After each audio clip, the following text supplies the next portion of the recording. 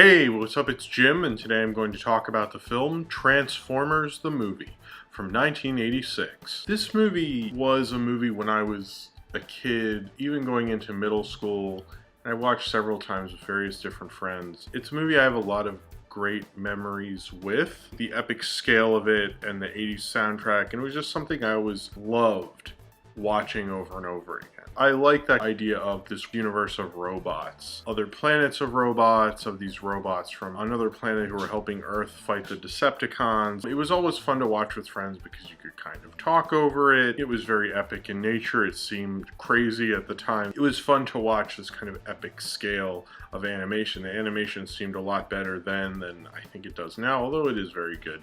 It's much better than the TV show by the very least. In a lot of ways, I was very nostalgic for this. I definitely liked it no matter what. I wasn't really thinking about the story. But then I got older, and a few times I watched it and I was fine with it. And I was like, wow, this is a cool Transformers movie. In fact, I even watched it before I saw the first Michael Bay Transformers movie, which was a bad idea since that movie really couldn't hold a candle to this movie. Not that that's saying anything. The whole idea that they're fighting their greatest adventure, the Transformers, after an amazing, epic battle sequence in the beginning against the Decepticons, which seemingly has nothing to do with the rest of the movie's plot, but whatever. The opening flows really well and is thrilling. It has all this 80s music, like You've Got the Touch and the Dare song and the Transformers theme song by Lion. Everybody says that's Queen. I don't know why people think that it's Lion. They're a band. I don't know. I've never heard of them, but they did the theme song. I like this theme song, how epically over the top it is. After that sequence, they decide they need to stop Unicron from eventually destroying their home planet of Cybertron. And I guess maybe Earth also. You know, he's a planet-eating planet. You should probably stop that. That might not work out so good for you. So they're going to go and stop Unicron, who's kind of just like Galactus, but whatever. Hopefully defeat him and defeat the Decepticons as well, since he has taken Megatron and transformed him into Galvatron and given him Leonard Nimoy's voice. And they're trying to destroy both Galvatron and Unicron and bring peace to the universe. The whole background of this movie was Hasbro, since Transformers toys weren't selling as well, decided they should make a Transformers the movie.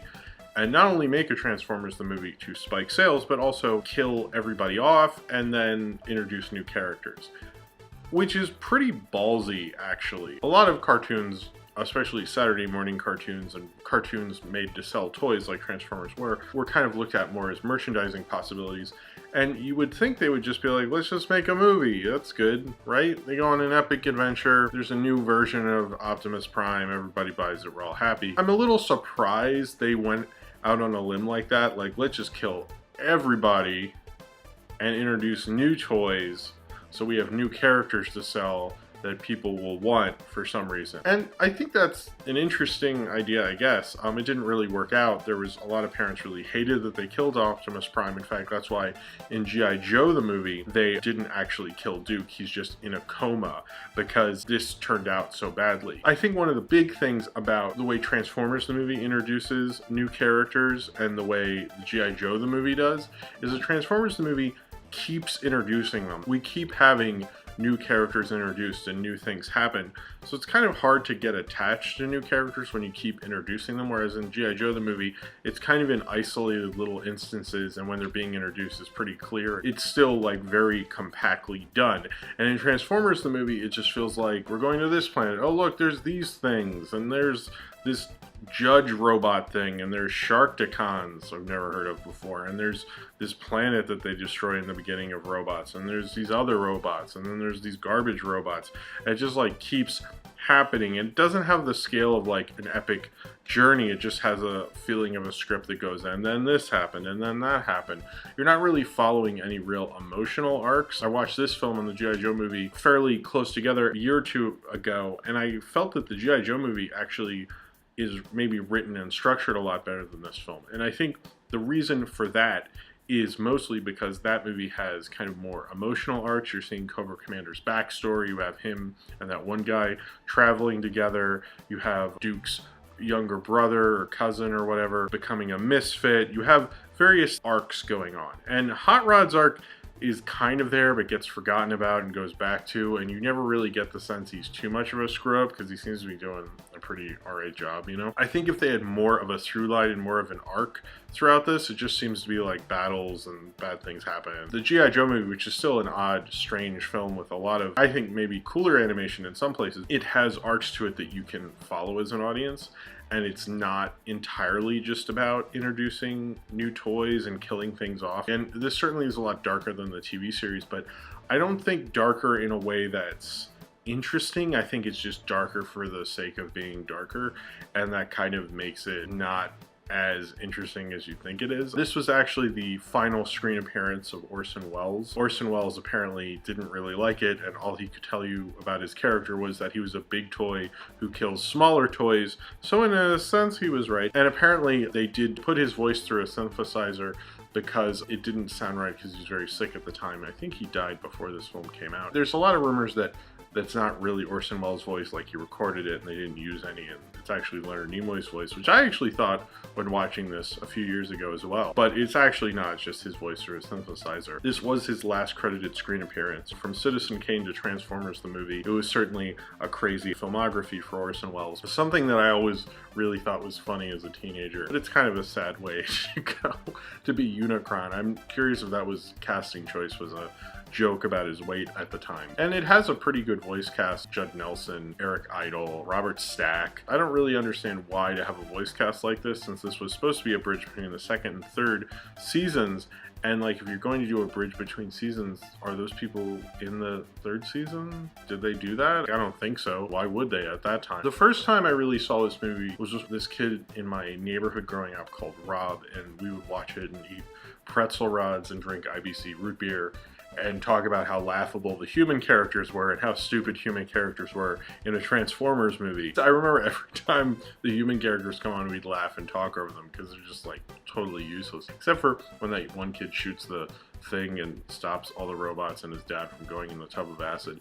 Other than that, they're pretty useless. I like that this movie focuses more on the Transformers than the humans. I think that's kind of a cooler way to go. It always had pleasant memories for me of that time of hanging out with my friend Rob and watching this in his basement with the Back to the Future movies and this and James Bond movies. But this we watched a lot of times, like way too many times. The other time, which I guess more people probably know about, the more recent time, was with my friend Russ when he was talking about the Dinobots I quoted in that Knock Force cartoon, and we watched it before we saw the new Michael Bay Transformers movie. We hooked it up to the stereo and the score was pounding, and it was a lot of fun. I don't mind a good action adventure film, but it doesn't age as well for me as it used to. Maybe it's like one of those things like I can't hear the bells on the Polar Express or something now, but I used to really like the Transformers. I don't know if sitting through 3 bad Michael Bay movies has ruined even them at this point, and even the original parts. I can still kind of enjoy the cartoons a little bit, but this film, there's certain parts of it I really like. I love the soundtrack. I love the song We've Got the Touch, which Mark Wahlberg sings in Boogie Nights, which I think is hilarious. It sounds like a lot of like big power cocaine rock, and it's pretty glorious, and it's so upfront about its 80s corniness. I still like the soundtrack in all its like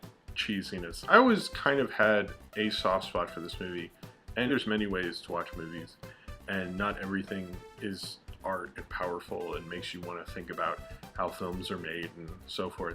Some are just part of memories and they're not actually good. I watch a lot of movies just for fun, and there's a lot of films I liked when I was a kid that I don't like at all now. There's some that I watch with nostalgia, and even though they're bad, I still have a fondness for them, and I watch them every couple years. Transformers the movie is slowly not becoming that. I wouldn't mind watching it with friends or having it be background noise really, or on at a party with the sound down. I don't actually like this movie anymore, and that makes it's sad even saying that really. I still like the G.I. Joe movie, I think, because it has the arcs more, which didn't come out in theaters. This did. I used to love big epic stories when I was a kid, that these characters would go on this big epic thing and it was like the battle to end all battles and whatnot. And I think that's fine for like a little elementary school sixth grade boy to be into something like that. But after a while, the more I've gotten into film and storytelling and things like that, I think of this movie as less of something I really want to watch anymore. I kind of like watching it every now and then. I'm a little disappointed I don't like this movie anymore in myself, but it's harder to get through after the opening scene with the Optimus Prime death and everything. Whoa, Optimus Prime died. This feels real.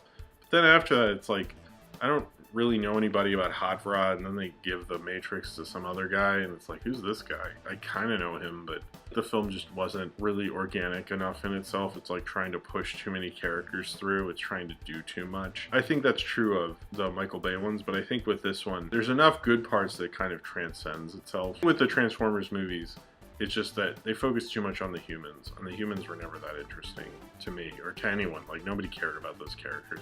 You just want to see Optimus Prime do cool stuff. You just want to see fun sequences, and you want to have fun stuff going on. You don't want it to be too dark or too deep or anything. And I think the Transformers, this is closer to that than any Transformers film ever released in the theaters, and it gets kind of the fun of it. And it's a lot of fun in certain places. I think it kind of drags when people get split up and this person's here and this person comes back. It's a little too convoluted. The fun is still there, and it's not like a terrible movie or anything. I just don't like it as much as I used to. I don't want to say I've grown out of it, but I still think the animation is cool. It's much better than the TV show. I don't know if it's as good as I used to think it was, but it's still very good. And I still like the 80s soundtrack. And I still like watching it kind of nostalgically. I'm just not as in love with it as I used to be. I used to love talking about how cool this movie was and having epic battles, and sometimes I drive around with my friend Russ, who I watched it that second time with, and play the Transformers soundtrack. I have a lot of great memories with it. I'm not taking those away or discounting them. There's certain movies that when you're a kid you like them for one reason, and then maybe while I'm watching movies has changed, or maybe I have better taste. I think it's probably that this movie ultimately isn't the greatest movie in the world, and the main reason I'm watching it is to see these epic explosions and these epic fights. And since then, I've seen cooler epic explosions in movies, and cooler fights, and fights that matter more, and understand why those fights matter more. And with Transformers the movie, you can try to watch it the same way you were when you were 7, and I think you can do that and have fun with that, and that's fine. But I'm not going to act like now this is a good movie now that I'm older and wiser, supposedly, and know more about movies than I did when I was 12 or 7 or whatever. I won't let that stop me too much, but I think it'll be a little bit before I watch this one again. So if you have seen Transformers the movie and you would like to talk about it, then comment below in the comments and subscribe if you would like to.